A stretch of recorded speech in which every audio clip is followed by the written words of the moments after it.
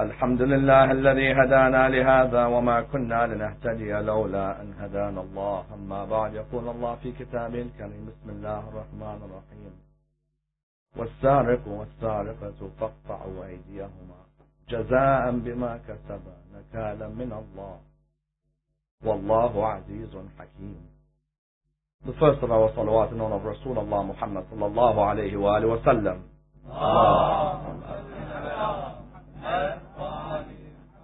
The second in honor of Amir al-Mu'mineen Ali ibn Abi Talib. Allahumma salli ala Muhammad wa ali Muhammad. The third with your loudest voices in honor of Imam Sahib al-Asr wal-Zaman.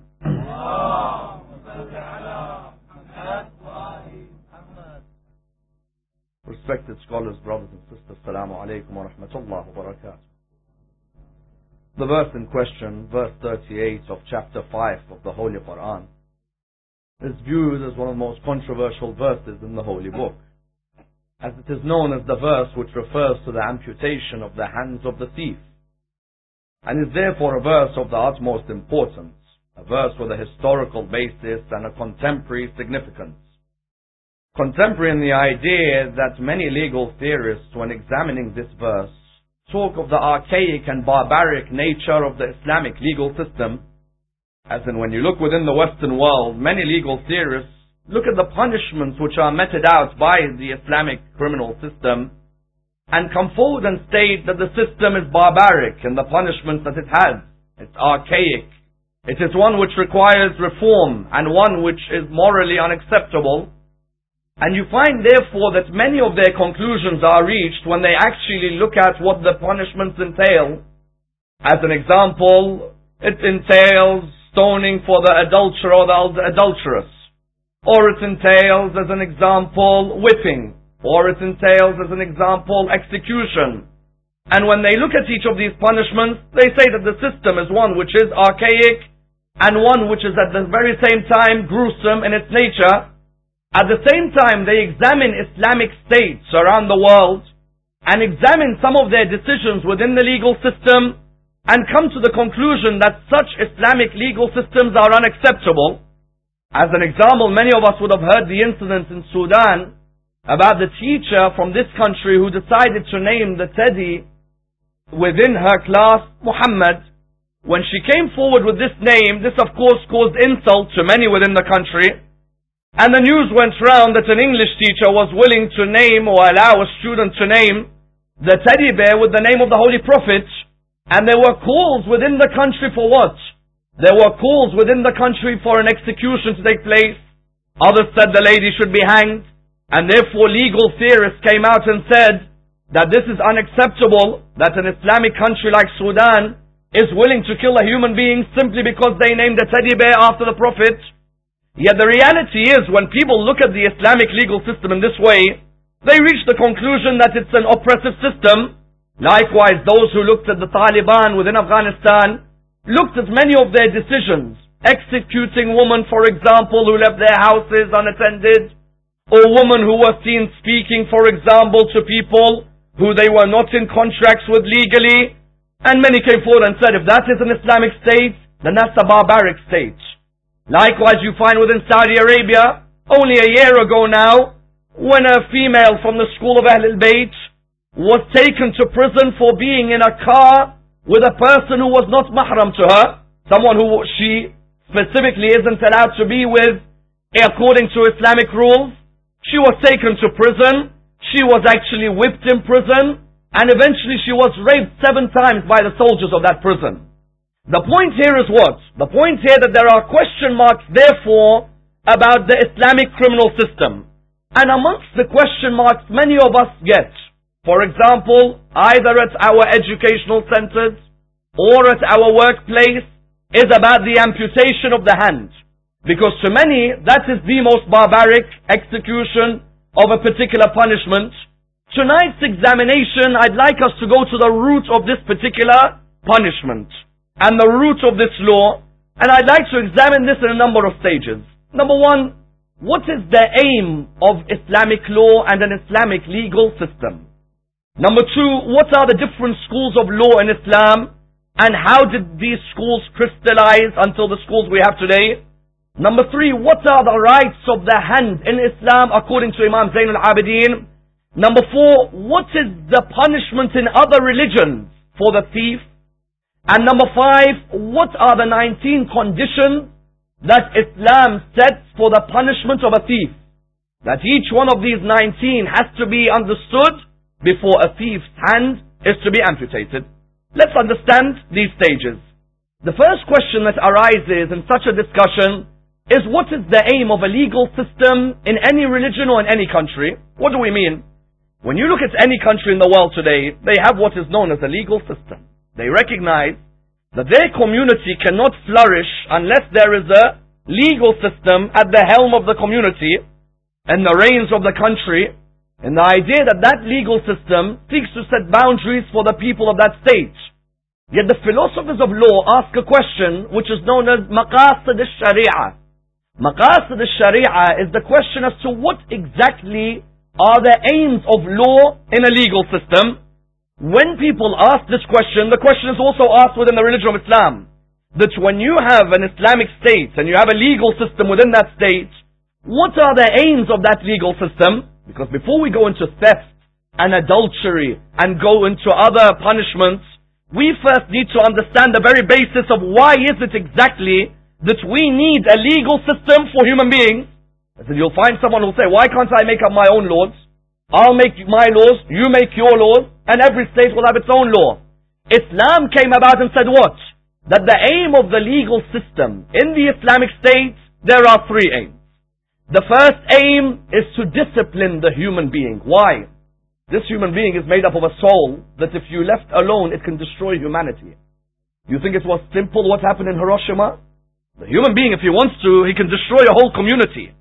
When a legal system comes to a country, it seeks to discipline the soul to move the human from an animalistic level to a divine level. If I were to give you a trivial example, these speed cameras you see when you drive in your road, have you ever wondered what is the actual philosophy behind the speed camera? The actual philosophy is what? Is that many of us would be speeding were it not for a camera like that in front of us. And how many of you have asked the question, do you guys know if that camera works or no? Because we know very well that if we know the camera doesn't work, there'll be some of us who'll fly past it. But when the human being knows that something is working, they are disciplined by that system. How many of you are driving at about 55 on a 40-mile-per-hour road? And you come to that camera, it comes down all the way to 39.99999. True or no? I'm not even going to say it comes to 35. No. You're on that, you know where that stick moves at 40 and just below, until you just move past those white lines in the road. You don't even look at the camera. How many of those white lines have I gone past? When I've gone past the final one, give it a good rev and go another 20 miles per hour. What is the philosophy of that speed camera? The British legal system, or any legal system, looks for that camera to instill a discipline in people like me and you. Why? Because we know very well if we had the opportunity, we'll pump that car, rev it up, and we'll be driving. And you'll be going down that road without thinking twice. Without thinking that there may be a human being who you cannot see who may be crossing. Or there may be a child which might just run across the road. You don't notice that, you end up killing someone. The philosophy of that camera was to instill discipline in you. That you, human being, calm down. We know that if we leave you alone, you'll end up destroying this world that you live in. The first aim of the legal system, to instill discipline in our lives. The second aim was to nourish the primordial nature of the human being. In Islam, we believe every human has a primordial nature, known as their fitrah. Scholars give different interpretation for the word fitrah. Some of the scholars say that the word fitrah is the ability in the human being to differentiate between right and wrong. They say the Quran says, وَنَفْسٍ وَمَا سَوَّاهَا فَأَلْهَمَهَا فُجُورَهَا وَتَقْوَاهَا. Alhamaha means what? Means Allah subhanahu wa ta'ala has inspired this self to be able to differentiate between that which is good and that which is bad. The second aim of a legal system is to allow us to nourish our ability to differentiate between that which is right and that which is wrong. What do I mean by that? In Islam, you cannot punish a human being if he steals something under compulsion. If now you force someone to steal something and it reaches the judge, Can he punish him if it's under compulsion? No. Why? Because his fitrah wasn't allowing him to choose. Rather, someone was compelling him to go and steal. Under compulsion, the fitrah has no choice. You are forcing somebody into a particular angle. Islam said the aim of a legal system on the second level is that that ability to choose between right and wrong is nourished in the society. Not that ability is suppressed. But the third is the most important aim. What is it? Islamic law aims to protect fil-ar. What did I just say? Fil-ar. Someone will say, fil-ar, is that the name of somebody you're mentioning? No. I want you to remember it as fil-ar. What do I mean? Islamic law seeks to protect your property, your honor, intellect, life, and religion. Note this down. That when an Islamic legal system had a philosophy, its philosophy was that humanity cannot flourish unless 5 areas of your life are protected. If these 5 areas are not protected, do not be surprised if the community destroys itself. What are the areas? For example, one of the areas is our honor. We all have brothers or we have sisters. We have mothers or we have fathers. We have cousins or we have friends. Do we want to hear stats like in some countries, there's more chance of you being raped than there is of you getting back home? As in when there is a country where women are raped every 6 minutes in Africa. Is that what a legal system seeks to build? The human being, when they introduce a legal system, one of the aims is to protect the honor. Notice, fil-ar, H stands for honor. That we want to live in a legal system where the honor of my mother, the honor of my wife, the honor of my daughter, the honor of my sister, the honor of every human being is protected. As in, do you accept what happened to that baby P in the television headline? Or do you hear of the pedophilic stories that occur in Germany where a man commits incest with his daughters, impregnates them? Which legal system comes to build an environment where the honor is not protected?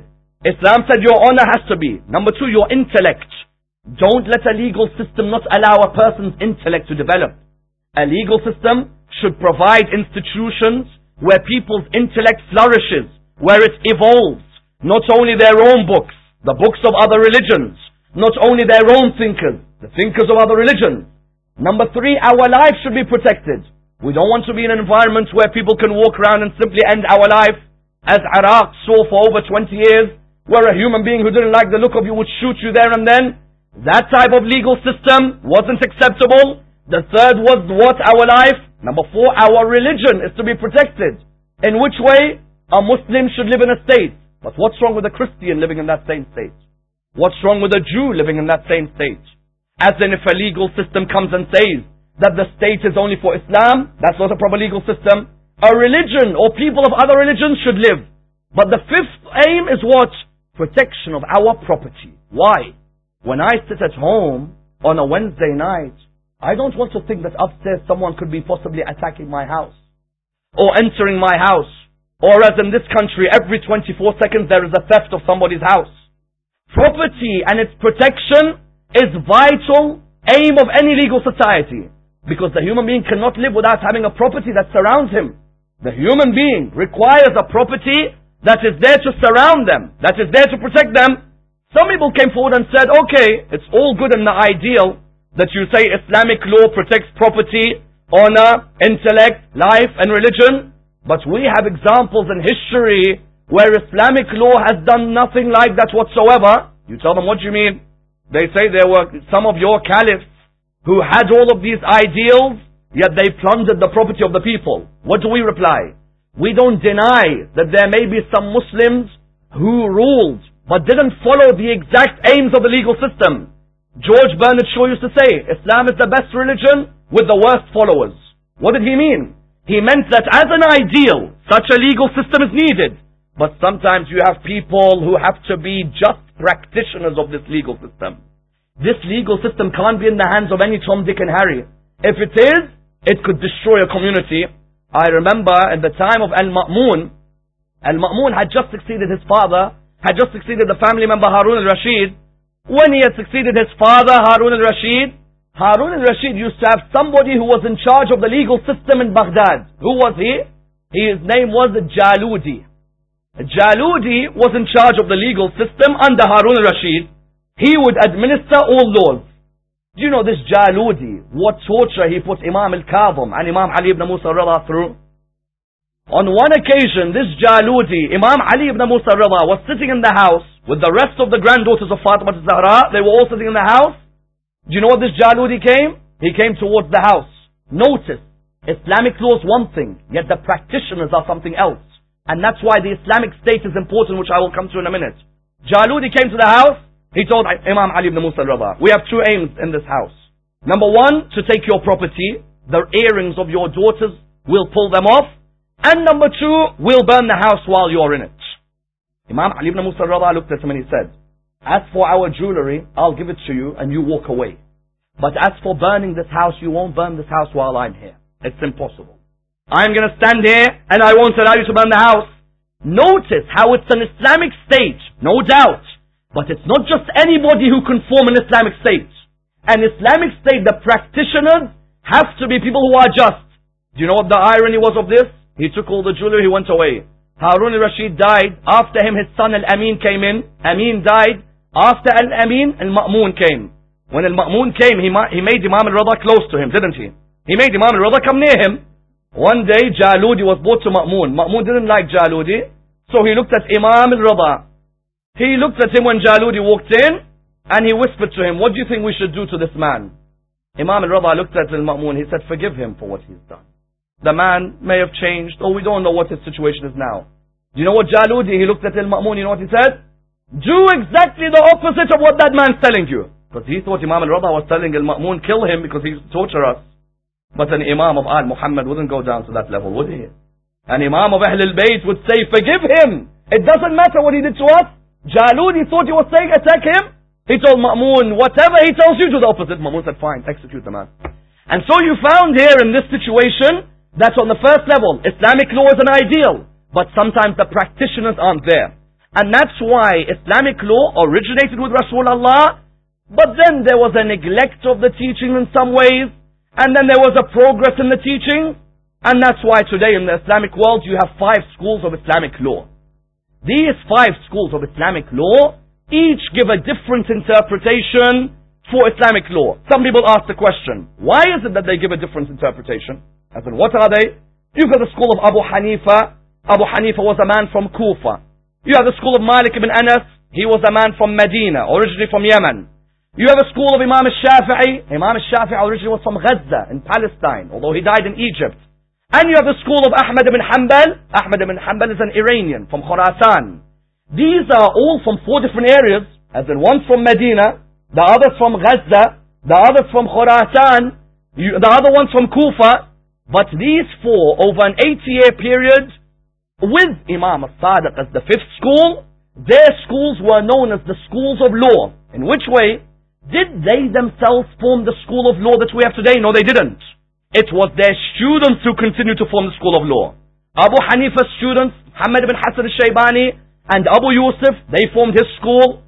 For example, Malik's book Al-Muwatta. Al-Muwatta, what does it mean? The approved. Al-Muwatta means the approved. It is still with us today. It's a book of law. Imam al-Shafi'i's book, Kitab al-Umm, is still with us today. Ahmad ibn Hanbal's book, Al-Musnad, is still with us today. In the world today, Muslims follow different schools of law. The question arises, because we follow different schools of law, can we all coexist in one state? Of course we can. As in, why can't you have an Islamic state where you have a Ja'fari, and a Hanafi, and a Maliki, and a Shafi'i, and a Hanbali? Of course, for me, I'd follow Ja'far ibn Muhammad. Why? Because he taught Malik and he taught Abu Hanifa.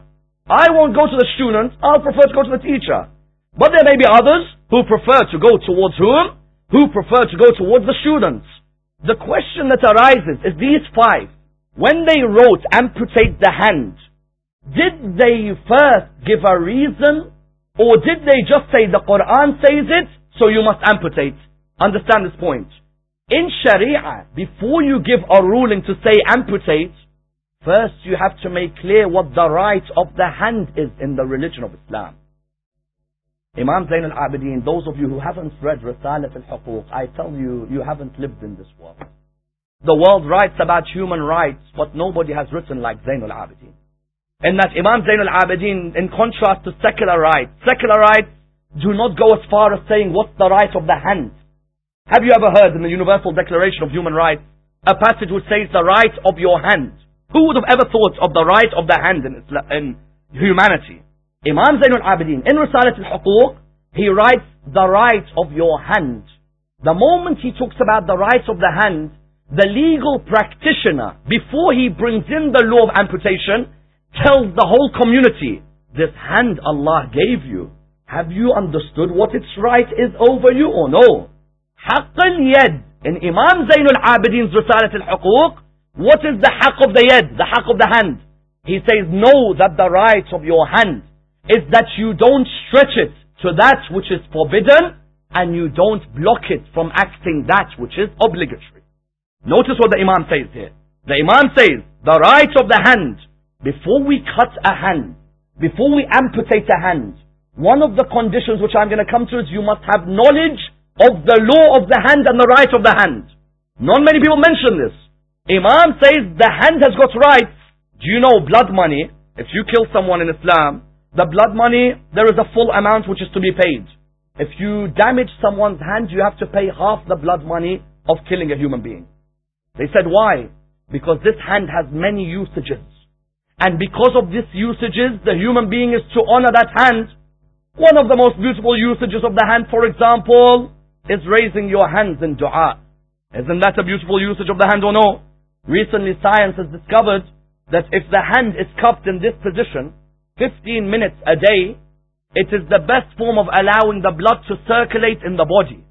In the sense that there is an excellent circulation of the blood when the hands are cupped together, not separately. Sometimes you ask people in our communities, raise your hands for dua. He sits like that in front of you. Raise your hand. He sits like that in front of you. Whereas you found only recently that they said cup the hands together, bring them together. There is a circulation that happens in the blood of the human being. You find that Imam himself in Dua Kumail, what does he say about the hand? إِلَيْكَ يَا رَبِّي نَصَبْتُ وَجْهِي وَإِلَيْكَ يَا رَبِّي مَدَدْتُ يَدِي. مَدَدْتُ يَدِي doesn't mean I'm sitting like this in Dua time. Sayed Ammar puts his hand up, everyone's going like this to him. It means مَدَدْتُ يَدِي means we all raise our hands.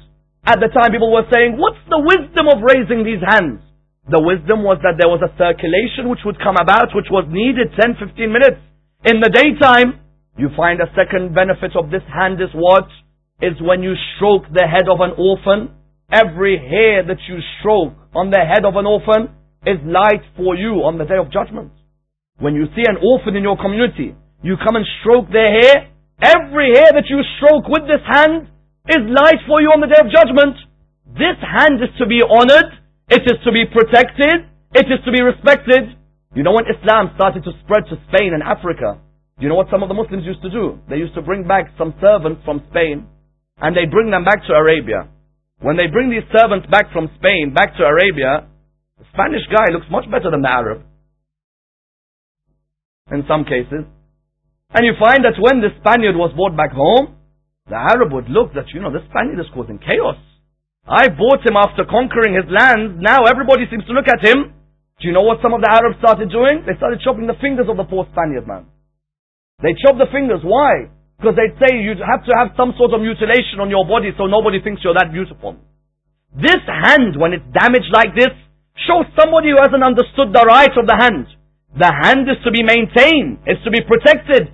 It's not meant to be stretched towards that which is forbidden. Someone asked the question. In the Quran it says Nabi Yusuf stole. What do you mean? Chapter 12 verse 77. There is an accusation that Nabi Yusuf, who's a prophet of God, was the person who stole with his hands. How could you tell us about the right of the hands when a prophet of God didn't honor the right of the hands? You know, in the Quran, when Binyamin, the brother of Nabi Yusuf, when he came to him, Nabi Yusuf wanted Binyamin to stay behind. When he wanted Binyamin to stay behind, what did he order? That a cup would be placed in Binyamin's bag. When Binyamin left, as he was leaving, the security were checking his bag, they saw the cup there. The Jacobian law of the time dictated that Binyamin had to stay behind. Why? Because according to Jacobian law, the one who had stolen has to stay behind as a slave, not to be killed. When this occurred, the brothers of Nabi Yusuf When they were told that somebody had stolen, do you know what they said in the Quran? Chapter 12 verse 37? If he has stolen, then he had a brother like him before who stole as well. What was this incident? And that's an important incident. Nabi Yusuf, when he was younger, he used to go and visit his auntie. His auntie used to love him. And the worst moment for her was when Nabi Yusuf would have to leave home. Why? Because obviously it's her nephew. She doesn't want him to leave. One day, what did she do? She put a piece of cloth in his bag when he left. When he left, she made an announcement, someone's stolen my piece of cloth. They went and looked for it, they found it in Yusuf's bag, and they brought him towards her. She said, Alhamdulillah, now you could stay with me this whole time. Because according to the law, you'd have to stay with the person who has accused you. Nabi Yusuf had never stolen. His brothers accused him. Why? Because the news went round that Nabi Yusuf stolen. Someone from the Western world, academia said, look, here's the Prophet of God, he's not invaluable, he's stolen. No. That Prophet of God will only return back because his auntie, out of her love, wanted to see him, and the law dictated he has to go back. Otherwise, no Prophet of God would ever go near that act of stealing. And that's why when you come to the discussion about the punishment for theft, before someone attacks Islam and says Islam is barbaric, Islam is gruesome, let's see what the other religions say about the punishment for theft. In Judaism, if you steal according to the Old Testament, you should be crucified. Do you ever hear Fox News mention this or no? Or CNN, do they mention that or no? Or the BBC, they mention that or no? I don't know, they might mention it one day.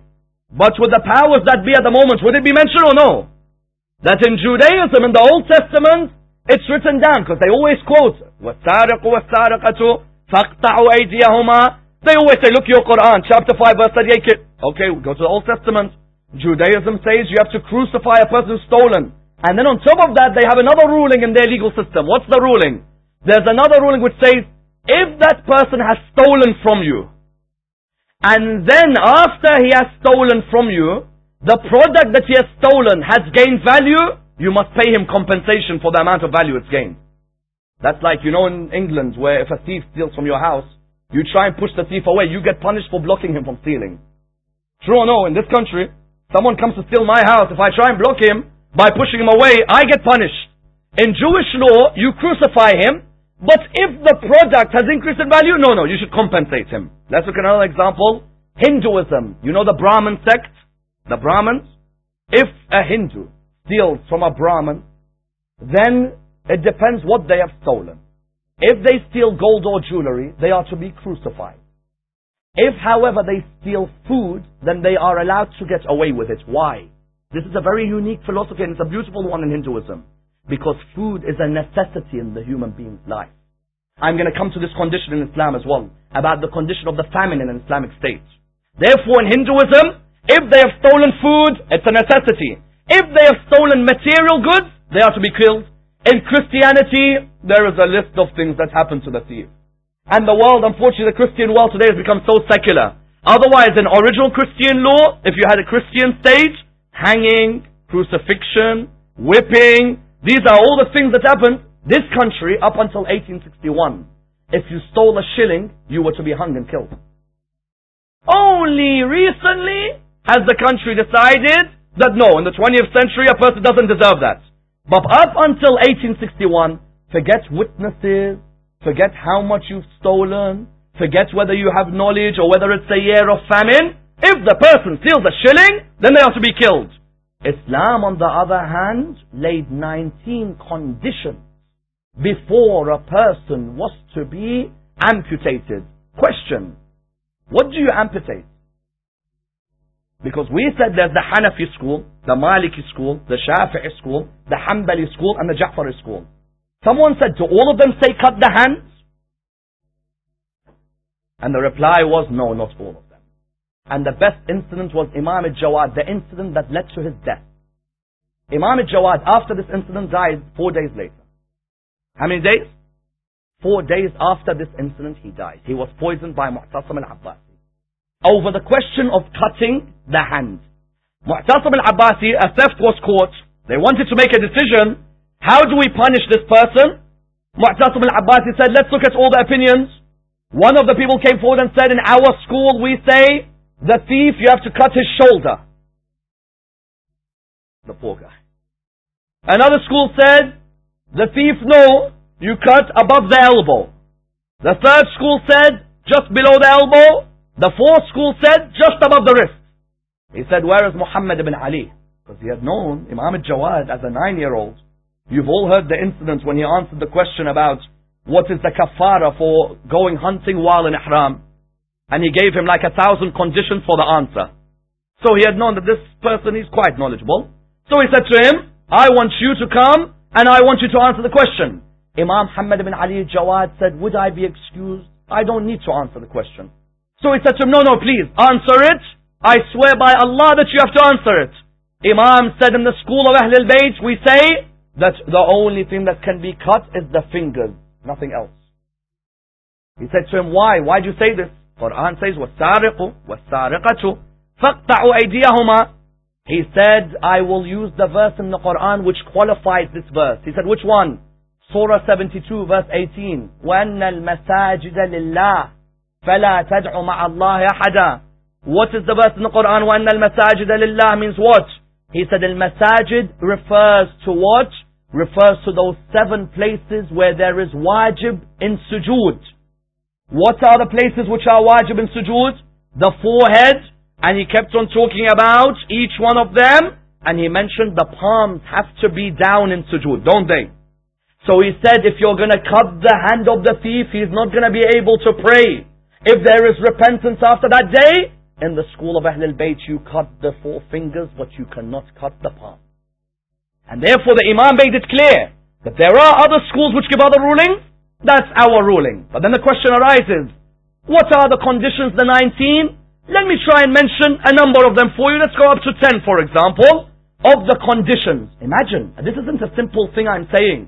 19 conditions. It's as if you need a checklist and you need to tick them all. Once you've ticked every checklist, every box, then you can cut the fingers. But before that, you can't. What's the first condition? First condition is that the punishment can only be done in an Islamic state. I remember one speaker saying, beware of the Muslims. If you steal something from their garden, they'll chop your fingers off in the garden. So now, in my garden, if someone's stealing something, I might endeavor to stop him, although I'll have to think about the legal system and how many years in prison I'll get for stopping him. But I certainly am not going to bring his fingers and chop them. Why? Because it's not an Islamic state. And even the question arises whether there is an even Islamic state in the world today. As in the question arises that the question of the Islamic state, is it to be ruled by an infallible or by somebody who is extremely knowledgeable but not infallible? There is a school which says that the Islamic state can only be administered by an infallible. There is another school which says no. The scholars are the deputies of the infallible leader. And because they are the deputies, they are to administer the laws in his absence. Therefore you find even within the world there are proponents today who say, for example, that Saudi Arabia is an Islamic state. And they say, why? Because the laws are being administered. There are others in the world who say, no, that's not an Islamic state. There are certain cases which are unacceptable there. There are some who say Iran is an Islamic state. But even within the great scholars of Ahlul Bayt, people like Sayed al-Khumaini and Sayed al-Khou'i had major discussions on this area as to what is the validity of an Islamic state in the absence of an infallible. And these are areas you need to discuss. But the first point is what? An Islamic state can only administer this, and whether we have an Islamic state or not, that's open to a great amount of discussion. That's number one. Number two, 2 witnesses are needed. Someone said, what if 1 witness? 1 witness isn't enough. Someone will say, well, prove to me it's not enough. Ali ibn Abi Talib and al-Ash'ath ibn Qais. Ali ibn Abi Talib, on one occasion, a person came to him and said, Ya Amir al-Mu'mineen, I admit, I have stolen. He said, but you know there are conditions we have to go through. He went through all the conditions, the 19, tick, tick, tick, tick, all the way till the 19th one. What was it? He said to him, 2 witnesses are needed. He said, if I'm not mistaken, nobody witnessed what I did. He said to him, no, but it's a condition that 2 witnesses are needed. At that moment, Al-Ash'ath ibn Qais came, and Al-Ash'ath I'll discuss on another night, inshallah. He came, what did he say? He said that I was a witness to him. Therefore punish him in front of me now. Ali ibn Abi Talib said, I won't punish him. He said, but I'm a witness, and the Quran requires witnesses. He said, exactly. You are one witness. If there is one witness for theft, it's not enough to punish. It's up to the judge of the Islamic State, and it's at his discretion to make the decision. And my decision is that the person is to be allowed. Notice, Amir al-Mu'minin, someone could argue, he should have just punished him there and then, because the person admitted. But Amir al-Mu'minin recognized, I may have the knowledge and the foresight to know what has happened. But there are others who may come and abuse this by saying that we feel like doing it. For example, even though the two witnesses are not present, Amir al-Mu'minin said, the fact that there aren't two witnesses, and there's only one, it's my discretion, and at my discretion, the person is to be allowed off. Therefore, the second is two witnesses. The third is what? If it's a year of famine in the Islamic State, you can't cut the hand of the thief. Because famine is the worst thing that could happen to a human being. Sometimes some of us, we break our fast these days, don't we? If we say we break our fast at 8 o'clock, we look forward to a meal. Have you ever thought of those people around the world, Muslim and non-Muslim, who can't look forward to a meal? I am a witness in the years of lectures that I gave in South Africa or in East Africa. I am a witness to areas where the whole cost of iftar for the whole community in an African area of the followers of the religion of Islam for 1 month, £60. £60 for the cost of iftar for a whole area in one of the areas, the villages in Africa of the followers of Ahlul Bayt. Ask yourself, what stupid things have we spent £60 on in our lives? Honestly. If a person, for example, uses that £60 and sponsors, I don't mind. But there are some of us who spend and spend and spend, but we don't prosper in helping others, orphanages or people like this. In a state of famine, in the Islamic State, a person may steal. Why? You don't have any bread on the table. You don't have anything to eat. You're in a situation which is the hardest. If you run and steal from someone, Rasulullah in his words, he allows for the person to be let off because it's a state of famine. Umar ibn al-Khattab, when he was Khalifa, Hatib ibn Abi Balta'a, one of the companions of Rasulullah, Hatib's people had stolen a she-camel from the tribe of Munza. The famous tribe there. They stole the she-camel. When they stole the she-camel, Umar ibn al-Khattab called Hatib. He said, Hatib, come here next to me. He came. He said to him, Hatib, I want to ask you, these people of yours, did they steal a she-camel? He said, yes.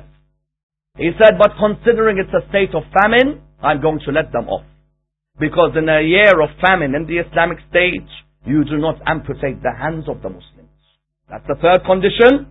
The fourth, they have to be sane. If now somebody is insane and he steals, is it fair that I punish them? No. They are already going through a trial in their life. Somebody who's insane, you cannot punish. It is lifted off him. Sanity. Number 5, they have to know the laws of the religion of Islam. They have to know the laws.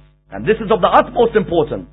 Then many times people think all the Muslims in the world are educated. I'm telling you, we have people in the world no education whatsoever about our religion or any of our teachings. When a person is caught who has stolen, sometimes you think because he lives in a Muslim state he's knowledgeable. Don't think everyone's knowledgeable. There are many who haven't been given the blessing of education. You ask him, do you know the laws or no? If he replies without knowing the law, that's a condition which allows him to be let off. Number 7, what is the next one? The next one of the utmost importance is that you can't have left it in a place which is public. If I leave my Rolex on the windowsill, is it going to be stolen or no?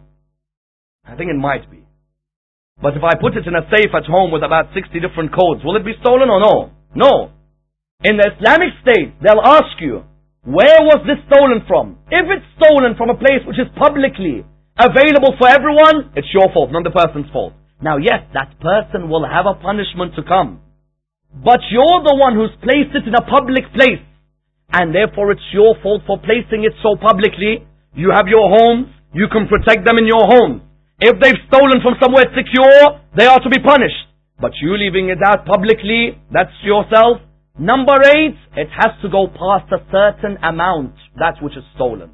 And the different schools differ as to what that amount is. Many of you would have heard of Abu Ala al-Ma'arri. Abu Ala al-Ma'arri was a famous poet of the Arabian world. Abu Ala al-Ma'arri once had a famous discussion with Sayyid al-Murtada about the issue. Why?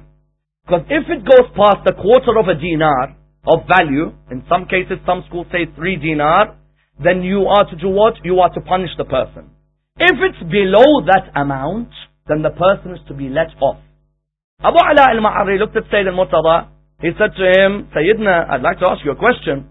The religion of Islam says, if you damage someone's hand, you have to pay them 500 mithqal towards that person because it's damaged. Yet when that same hand steals a quarter of a dinar, you decide to cut it. Please explain to me the logic. He said in the 500 mithqal, Allah has recognized the great usage of this hand. But when that hand is willing to steal something for that paltry amount, Allah subhanahu wa ta'ala looks at it as a treacherous misuse of the blessing of Allah subhanahu wa ta'ala. He said to him, 500 mithqal you have to pay if it's damaged, but over stealing a quarter you cut it. He said it used to be something which was blessed, whereas now it's been used treacherously, it therefore has to be punished. After that, if the person repents before the punishment comes to them, then you are to allow them to be let off. That's the opinion of some of the schools. Sayyid al-Tahrani has elaborated on this opinion further, that somebody may have stolen, but they've repented there and then. Sincerely, they've said that they were wrong and that they would not perform the act again. If they repent before they have the punishments come to them, then some scholars say you let them off. Then the next condition, the first time someone steals, I cut his hand straight away, the first time. As in, that surely is oppressive. Someone stolen for the first time, you cut it off. Some of the scholars are of opinion, no. On the first time you make it, you give them a warning. Some even say on the second time, you warn them. On the third occasion, after continuous warnings, if they continue to steal all the time, then without a doubt, they are people who are not taking use of the blessing and the mercy that's been shown to them, and therefore a punishment is to be enacted. Therefore there are a number of conditions. The next one, they cannot be compelled to stealing. Do you know in some countries in the world what they do? They tell the person, go steal from that person's house, we'll give you 1% of what you've stolen and we'll have the rest. If that person is caught, he was compelled to steal. In which way? Because they would have told him, we'll kill your family if you don't steal, there's a shotgun on your head if you don't steal. A person who's compelled to steal cannot be punished according to the Islamic law. All of these go to show us what? When someone tells you how easy is it to cut the hands, reply to them that there are a number of conditions. What was the aim? Is it vengeance or deterrence? It's deterrence, not vengeance. The religion of Islam doesn't look to be vengeance. It looks to deter you. Why? Because if you walk in a state and you see someone whose fingers are gone, you know very well that the same will happen to you if you don't honor the property of a fellow human being. Although Sayyid Qutb wrote that in the first 400 years after Rasulullah died, there were only 6 cases of amputation in Islamic history. How many? 6. Does CNN mention this or no? Do these newspapers or the articles mention it or no? Sometimes I don't blame the newspapers or the TV. I blame our own people who don't write. That's who I blame. The TV, let them talk as much as you want. Our people. Where is the writers? Where's the authors? Where's the journalists? Where's the people who come out to defend? Wallah, some are so good at talking. Get him on a pen, he can't do anything at all. And that's why you find that in the world today, even when you go to Saudi Arabia, those who've been in Dhuhr or Asr time, everyone leaves the shops and you're looking at that shop and you're thinking, has that person seriously left it open and gone for salah? And I can see Rolexes and Breitlings and everything there. I'm thinking to myself that the person, surely has he got that confidence? Without a doubt. A state which has shown examples. If you don't honor the property of a human being, then you are part of a disease in this moral society. And therefore you find the people leave their shops in comfort that nothing will happen at all in their shop whatsoever. And that's why the renowned scholar of our brothers in other schools in Islam, Habib Ali al-Jafri, some of you may have heard his lectures in the Arabic language on the Iqra channel. Habib Ali al-Jafri mentions a story, and it's on YouTube, those of you who want to watch it. He mentions a miraculous story which happened with Amir al-Mu'mineen. That he mentions that when Amir al-Mu'mineen was Khalifa, this black slave had come towards the Imam. He came to him and he said, "Oh Amir al-Mu'mineen, I am somebody who has done what? I have stolen." Imam said to him, "There are 19 conditions before you can be punished." He said, "Name each one and I'll tell you." He went through each one and each one of the conditions was met. Even the witnesses, there were 2, had seen him stolen. Each one of them was met. Imam said, then therefore I'm going to have to punish you. He said, I don't mind. You cut my fingers off, I don't mind. As in, like, I have done this repeatedly. It's not the first time. I'm not necessarily repenting. I'd rather be punished in this world than in the hereafter. Imam, go ahead. Listen to what Habib Ali Jafri says. He's from another school in Islam. He says Amir al-Mu'mineen had cut the fingers off. The person walked away, he had his fingers with him. On his way, he saw one of the Khawarij, one of the enemies of Amir al-Mu'mineen. He saw them, they said to him, we see your fingers have been chopped off. Which tyrant came and done this to you? Obviously they're trying to raise dissension in the community. He said, you know who done this to me? Imam al-Muttaqeen wa Sayyid al-Wasiyyin. Asadullah wa Asad Rasulah. And he continued praising Ali ibn Abi Talib, who had gone past. Imam al-Hasan alayhi salam was walking past. When Imam Hassan heard this, he said to the man, he said to him, man, come with me. Let's go back to my father. He took him back to his father. Habib Ali Jafri himself mentions, it's on YouTube, go listen to it. He mentions that as soon as he returned back towards Amir al-Mu'mineen, Imam Hassan said, oh my dad, oh my father, you know this man? When they tried to attack you, he praised you, saying, do you think I would have gone and admitted what I've done to anyone but Ali ibn Abi Talib? Because I know in this world, Ali ibn Abi Talib administers God's justice on earth. I have that much confidence in him, that when he punishes me, Allah looks at him as a just figure. Amir al-Mu'mineen said, come here next to me. He himself narrates, and we have it in our books. But sometimes, when we say it's in our books, people don't trust us. When you bring from another school in Islam, look what happens. He says, Amir al-Mu'mineen came. He said, bring me the fingers. He brought them near the hand. He recited something, and his hand and the fingers came back together again. Therefore, Allahumma salli ala Muhammad wa ala. Therefore, here what do we find? We find that all the conditions have to be met before the act can be taken out. And that's why in history there are certain people who didn't abuse this hand that was given to them. I tell you, the world is a petty world. Today if you go to yahoo.com or msn.com, there's a story about the lady who's got the longest fingernails in the world. That's where the hand has gone now. The longest fingernails in the world. MashaAllah, the intellect of the human being. That we have nothing else to find, nothing else to discover, but that the world has got long fingernails. And there's a lady who everybody wants to look at, who has long fingernails. The unfortunate lady today was involved in a car crash and some of them snapped. And only God knows what the feeling must be when a fingernail snaps like that. But you find that there are certain people in history who gave their hands away. These hands which they had were a blessing from Allah subhanahu wa ta'ala. They knew the right of their hand was not to stretch it to that which is forbidden, and not to block it from that which is obligatory. And there is nothing as obligatory for these hands as serving Allah subhanahu wa ta'ala. The first of them who gave away his hands for the message of Islam, to serve the message, Ja'far, the son of Abu Talib. In the battle of Mu'tah, in that battle of Mu'tah, when he fought valiantly on the front lines, at the time he was married to Asma bint Umays, this Ja'far ibn Abu Talib, on the front lines he gave these hands away. That when Rasulullah told Asma, she began to cry. Then he said to her, do not worry, Allah has replaced those hands with wings in Jannah. Some people say, what's the need of wings in Jannah? They are right. You don't need wings in Jannah. It's an allegorical statement about majesty. That it is seen that the angels are majestic with their wings. Ja'far ibn Abu Talib is majestic with his wings alongside the angels and above them in Jannah. Likewise, someone else who gave his hands away is the man who said, Wallah inqata'tum yamini, inni uhami abadan an dini wa an imamin sadiq al-yaqini. This man, when he gave his hands away, he gave them away. Why? Because he knew that these hands were meant to take water back to the crying tears of Sukayna bint al-Husayn. Yet he knew that at the same time, Aba Abdullah al-Husayn was without water. He tried to use his hands to serve the religion of Islam. He gave both those hands away on the 10th of Muharram, highlighting the beauty of service using the hands towards Allah subhanahu wa ta'ala. Ayatollah Mahdi Bahr al-Ulum said, Mahdi narrates that when they came to reconstruct the grave of Abu Fadl al-Abbas in Karbala, he says, when they reconstructed that grave, I was in charge of the reconstruction. He said, when they reconstructed the grave, the person who reconstructed that grave, he came to me and he said, Mahdi, people mention Abu Fadl al-Abbas was a man who, when he'd sit on his horse, his feet would touch the ground. Yet now that I have come to his grave, I notice with his grave that it's a very small grave. It's not fitting for a man who was so tall.